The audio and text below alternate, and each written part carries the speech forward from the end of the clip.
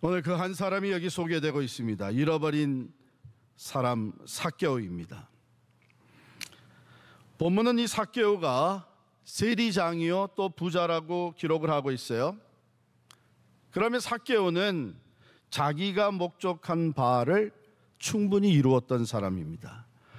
세상적으로 보면 성공한 거죠. 세리장, 곧 세리 중에 우두머리예요. 부자가 되었습니다. 물론 세리는 예수님 당시 유대 사람들에게 유대 사회에서 로마의 앞잡이라고 불리며 손가락질을 받았던 사람들입니다. 유대인들은 그를 매국노로 여겼습니다. 죄인 취급하였고 오히려 죄인의 대명사가 세리였습니다. 따라서 세리는 유대인이면서도 유대인들과 어울리지를 못했습니다. 유대인들의 그 규례, 율법이 그것을 금하고 있었기 때문입니다. 그럼에도 불구하고 세리가 되는 것은 단 한 가지 마음, 돈을 벌기 위한 것이죠. 로마의 권력을 등에 업고 얼마든지 돈을 벌여들일 수 있는 기회가 주어지기 때문입니다. 그렇다면 세리들은 돈 벌기 위해 모든 것을 희생한 사람들입니다. 삭개오는 세리장으로서 부자가 되기 위해 죄인이라는 욕을 먹고 손가락질을 당하는 것, 매국노라가 하는 취급받는 것을 마다하지 않고 세리장이 되었습니다. 사실 요즘도 그런 사람들이 적지 않게 많죠. 내가 돈만 벌 수 있다면, 내가 부자만 될 수 있다면 수단 방법을 가리지 아니하고 내가 어떤 사람 취급을 받든지 상관없이 돈 벌어들이고 부자가 되는 사람들이 있습니다. 안타까운 것은 교회 다닌 사람들 중에도 그저 돈만 벌 수 있다면 너는 교회 다닌 사람이 왜 그러냐 하는 소리를 들어도 아랑곳 하지 아니하고 부지런히 열심히 돈을 벌어들이고 부자도 됩니다. 그러나 삭개오는 잃어버린 인생을 살고 있었습니다. 본인의 목표를 성취하였다고 하나 채워지지 않는 공허함이 있었죠. 남부럽지 않게 산다고 하지만 그 심령은 죄책감에 휩싸여 있었습니다. 그는 잃어버린 자였습니다. 더더욱 하나님의 눈앞에 잃어버린 사람이었습니다. 여러분, 본래 삭개오의 이름의 뜻은 순결함, pure라고 하는 뜻입니다.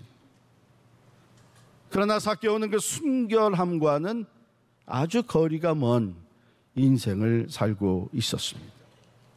그는 하나님을 알고는 있었지만 메시아를 기다리는 유대인의 한 사람이었으나 감히 하나님께 나아갈 자신이 없었습니다. 죄책감이 그를 덮고 있었기 때문입니다. 그러던 어느 날 삭개오가 살고 있던 여리고 지방에 나사렛 예수가 오셨고 가까운 길을 지나가신 것이다 하는 소식을 들었습니다. 삭개오가 이 소식을 듣고 어디에 올라갔습니까? 네? 전에 성경에 보면은 뽕나무라고 되어 있고 성경학자들이 더 자세히 연구해서 찾아보니까 이건 실제적으로는 뽕나무가 아니고 돌무화과 나무다. 그래서 요즘도 성지순례 가는 사람들이 이 여리고 들어가서 제일 먼저 하는 것이 이 삭개오가 올라갔다는 돌무화과 나무 앞에서 사진을 찍는 겁니다. 거기 올라갔어요. 왜 올라갔을까요? 궁금해서 올라갔죠. 오늘 본문에 그렇게 써 있습니다. 예수께서 어떠한 사람인가 하여 보고자 하되, 궁금해서 올라갔어요. 그것이 동기였습니다. 그가 나무에 올라간 것은 그 다음에 보니까 키가 작고 사람이 많아 할 수 없어 나무에 올라갔다 그랬습니다. 키가 작고 사람이 많았기 때문이다. 그런데 생각해 보세요. 사람은 많고 자기는 키가 작으면 우리 키 작은 아이들이 지금 무슨 일이 벌어지고 있나, 나도 그 사람을 좀 봐야 되겠다 하면 어떻게 하죠? 그 사람들 사이를 뒤집고 뒤집고 들어가서 앞으로 갑니다. 앞으로. 그러면 됐는데, 삭개오가, 아니 체면이라는 건 이미 다 내버린 사람이, 돈만 벌 수 있다면 매국노라는 이름을 들어도 괜찮다고 하는 사람이 그 정도 새치기 정도 못하겠어요? 얼마든지 할 수 있을 겁니다. 다른 사람들 밀쳐내고 앞으로 나가는 것 얼마든지 할 수 있었던 사람입니다. 그런데 왜 나무에 올라갔을까요? 그것은 그가 진정 원했던 것은요, 아주 가까이는 가지 않고 어느 정도 거리를 두고 예수를 보기를 원했던 것입니다. 자신은 예수를 볼 수 있으나 예수는 자기를 보지 않을 정도의 거리를 유지하기 원했던 것입니다. 왜요? 그는 예수가 어떤 분이라고 하는 소문을 들었습니다. 선지자 중에 선지자일 것이다.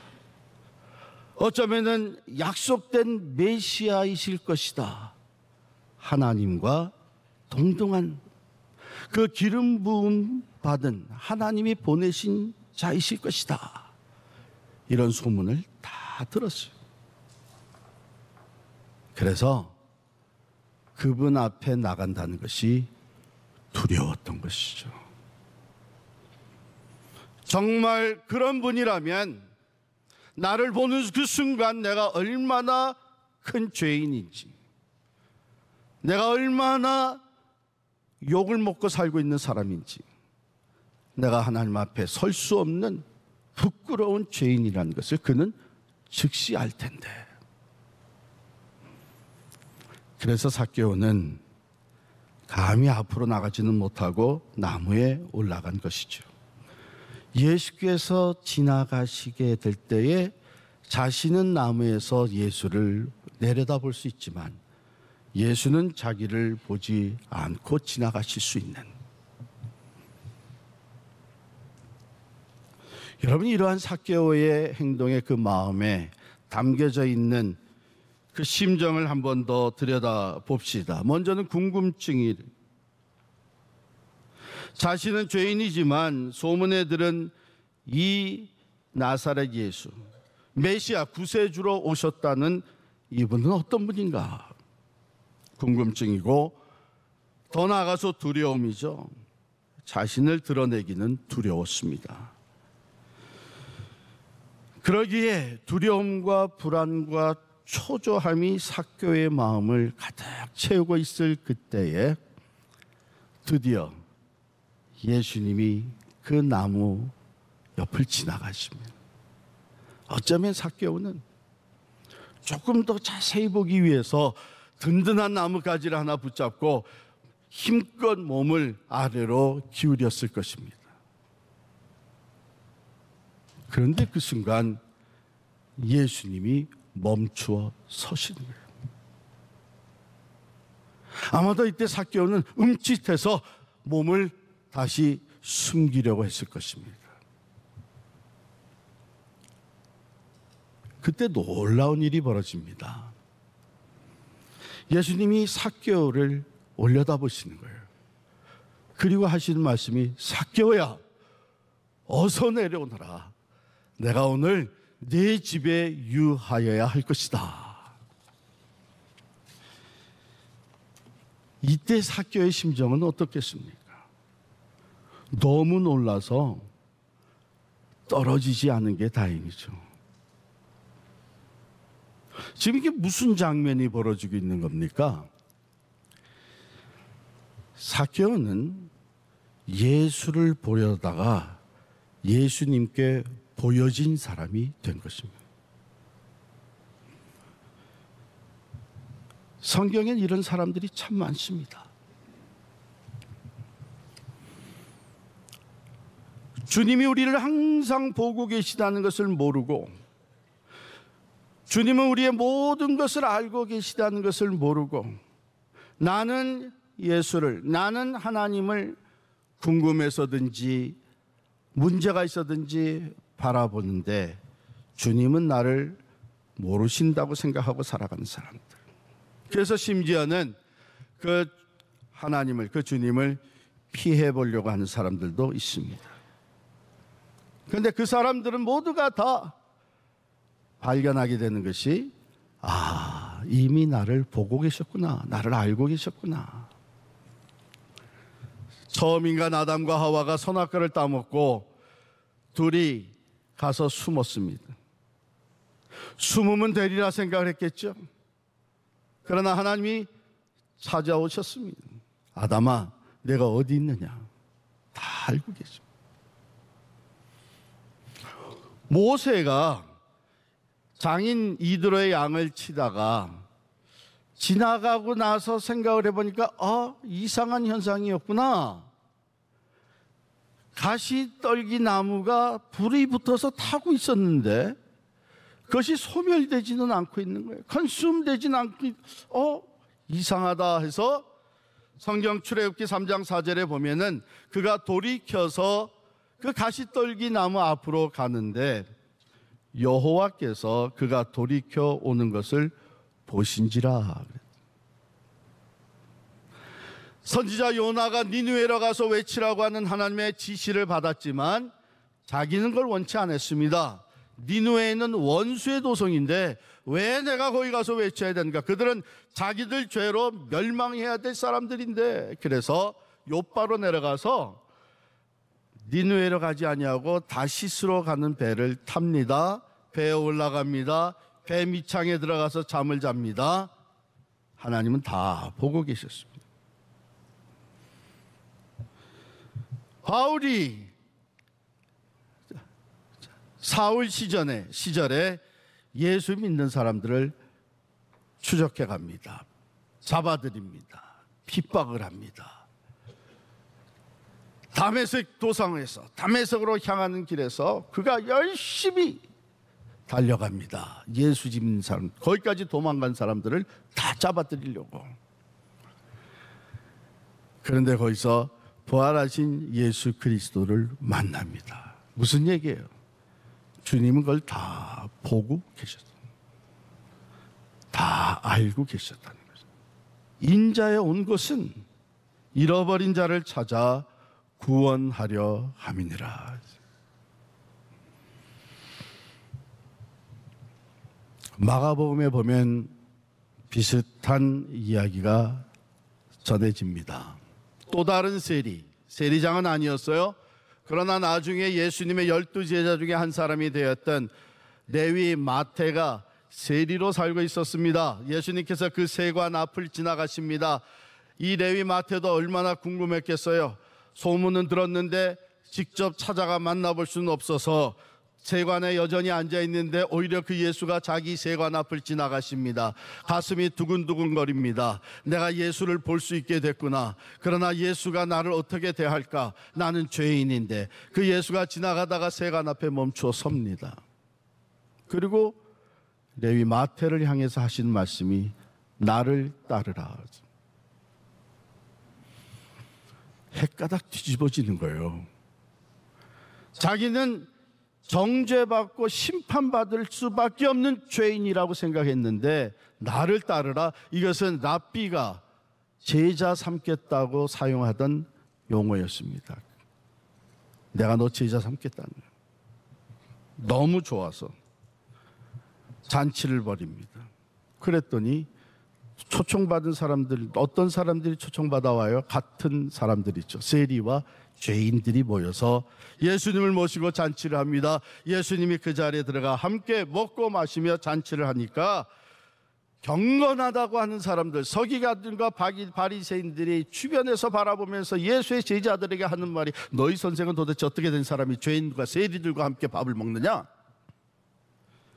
오늘 말씀에도 그것이 기록되어 있죠.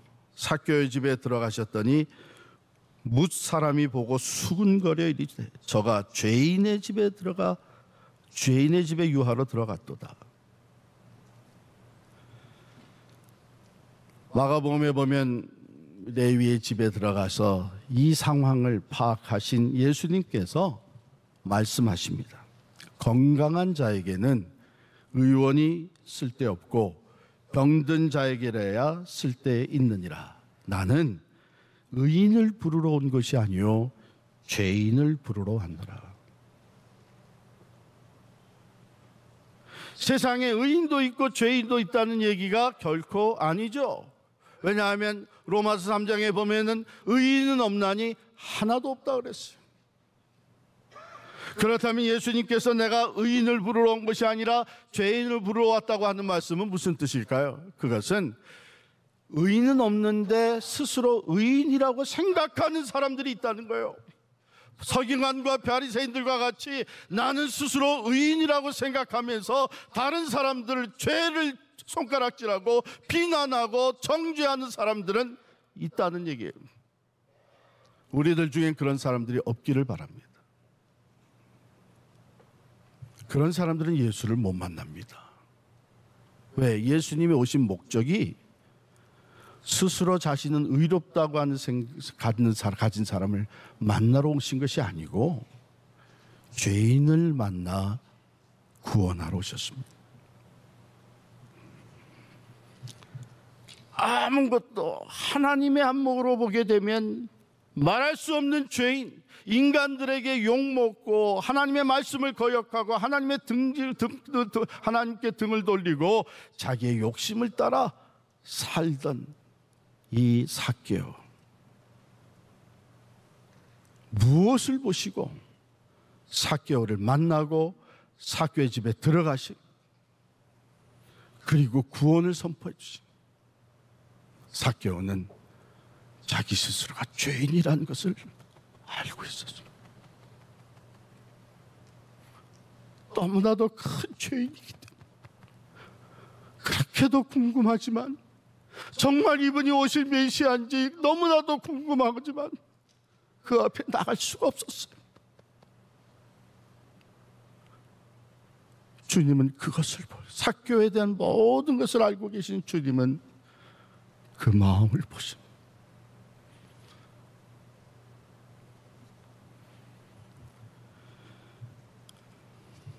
삭개오는 자기가 죄인이라고 하는 이 정직한 마음, 겉으로는 내놓지 못했지만 심령 중심에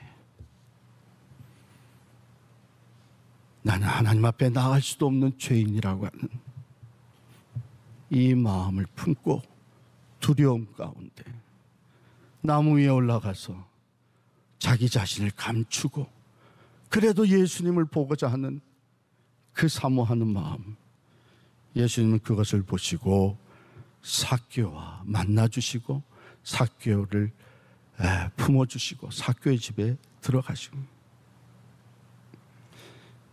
여러분, 오늘날 많은 사람들이 예수에 대한 궁금증을 가지고 예수를 보기를 원하면서 막상 예수께서 이미 자기를 보고 계시다는 것을 모르고 살아갑니다. 많은 사람들이 예수를 더 알기 원한다고 하면서 예수님이 이미 나의 모든 것을 알고 계시다는 것을 모르고 살아갑니다.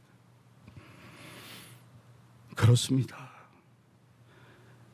주님은 삭개오의 모든 것을 알고 계셨고 그를 찾아와 주시고 그를 만나고 그에게 구원을 선포해 주셨습니다.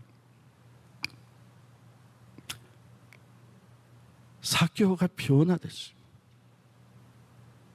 변화됐어요. 여러분, 삭개오가 이제야 비로소 내가 변화되어야 된다고 하는 것을 깨달았을까요? 여러분과 저의 경험이 그 답을 얘기해 주고 있지 않습니까? 내가 해서는 안 된다고 하는 것, 내가 이렇게 살아서는 안 된다고 하는 것을 알면서도 그것을 놓지 못하고 그것을 떠나지 못하고 여전히 그 길에서 살아가고 있는 우리의 마음에는 10번도 20번도 수십 번의 결단이, 내가 이래서는 안 되는데 다시 한번 결심하고 다시 한번 결단을 해보지만 여전히 내가 내 욕심을 이기지 못하고 여전히 내가 이 땅의 것에 심취되어 살아갑니다.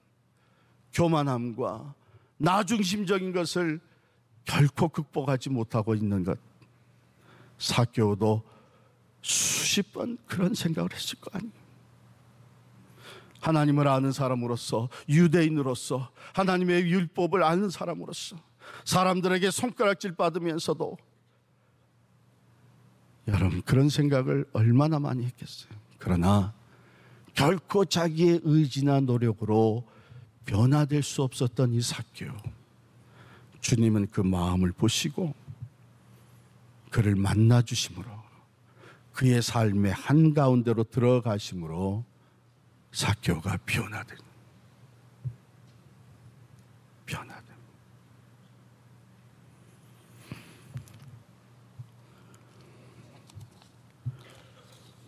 그 주님은 삭개오로 하여금 이제야 비로소 자기 이름에 걸맞는 인생을 살게 하셨습니다. 그 이름의 뜻이 뭐였다고요? 순결함, pure.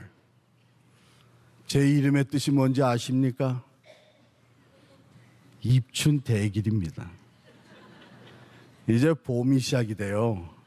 제 계절입니다. 여러분과 우리에게 주어진 이름이 뭡니까?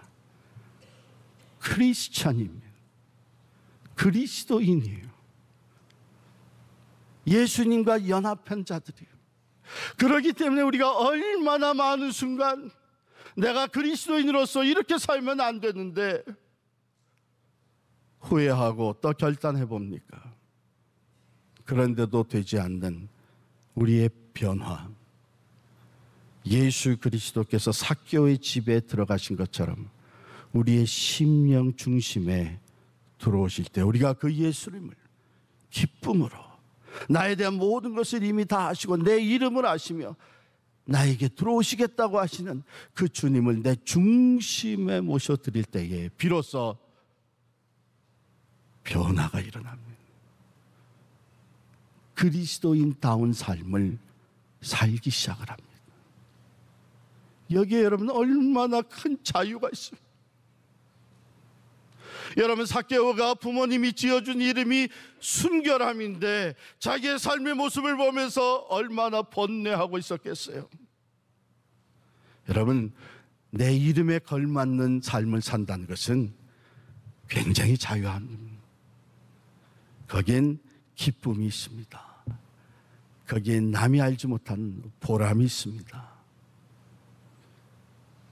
하나님과 사람들 앞에 담대해지고 우리가 그리스도인의 이름에 걸맞게 살 수 있도록 주님께서 우리의 삶에 들어오셔서 변화를 일으켜 주실 때에 여러분, 우리는 말할 수 없는 자유함과 담대함과 자부심을 가지고 크리스찬의 프라이드를 앞세우면서 믿는 사람답게 살아갈 수 있는 새로운 인생이 펼쳐지게 될 줄을 믿습니다.